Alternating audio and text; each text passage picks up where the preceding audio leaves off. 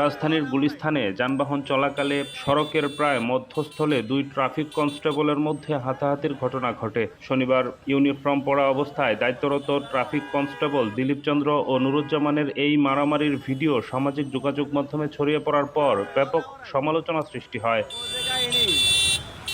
ভিডিওতে দেখা যায় গুলিস্তান 0 পয়েন্ট এলাকায় ট্রাফিক নিয়ন্ত্রণের দায়িত্বে থাকা অবস্থায় দুই পুলিশ সদস্য সড়কের মাঝখানে প্রথমে কথা কাটাকাটি পরে হাতাহাতিতে জড়িয়ে পড়ে।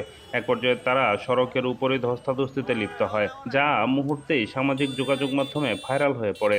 ঘটনার পরপরই মতিঝিল ট্রাফিক বিভাগ বিষয়টি স্বীকার করে জানিয়েছে দুই ট্রাফিক পুলিশ সদস্যকে সাময়িকভাবে বরখাস্ত করা হয়েছে। পাশাপাশি তাদের বিরুদ্ধে বিভাগীয় মামলার প্রক্রিয়া শুরু করা হবে। পুলিশ সূত্র জানিয়েছে, সাময়িক বরখাস্ত থাকাকালীন তারা বিধি অনুযায়ী রেশনের কিছু সুবিধা পেলেও পূর্ণ বেতন ভাতা পাবেন না।